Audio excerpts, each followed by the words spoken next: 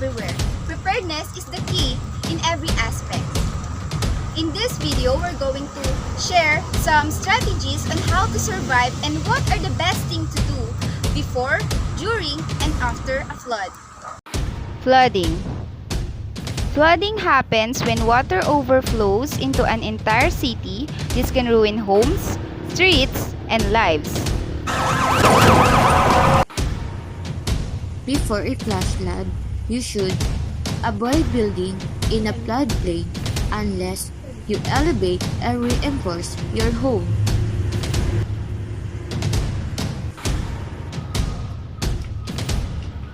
Elevate water heater and electric panel if susceptible to flooding.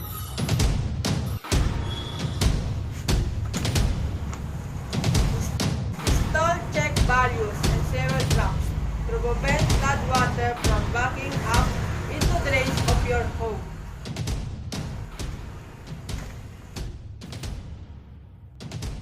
Construct barriers like beams and flood walls to stop flood water from entering the building or house. Seal walls in basements with waterproofing compounds to avoid seepage. Learning swimming skills is helpful during a flood.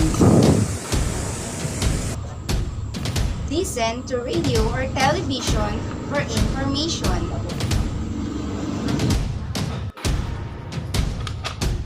Be aware that flash flooding can occur. If there is any possibility of flash flood, move.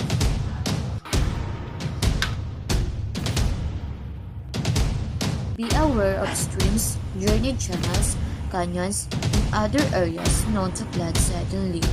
Flash floods can occur in these areas with or without such typical warnings and rain clouds or heavy rain.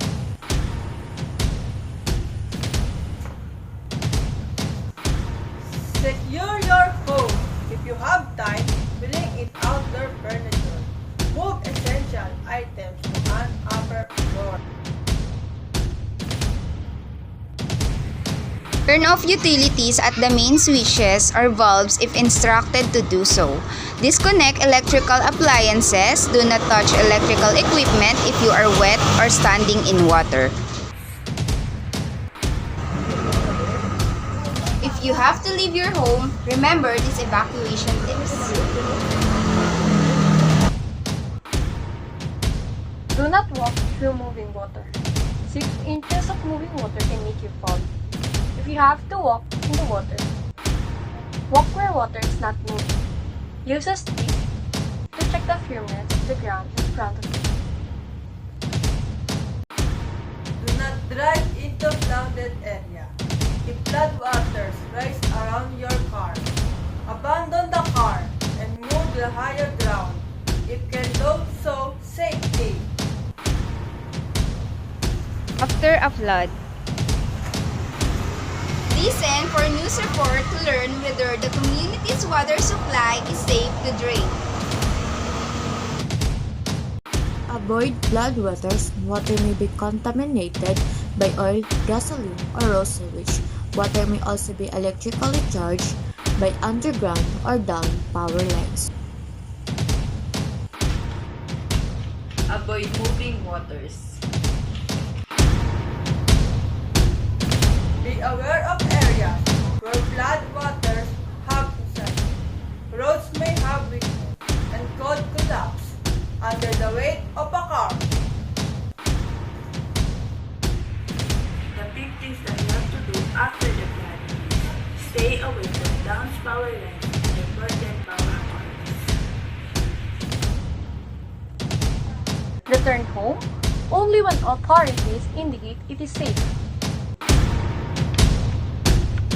Stay out of any building if it is surrounded with floodwaters because you might be trapped inside the building and lose the chance to get out of it.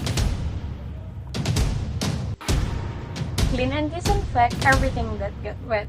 Mud left from floodwaters can contain sewage and chemicals. Service damage septic tanks, cesspools, pits, and leaching system as well do not spot.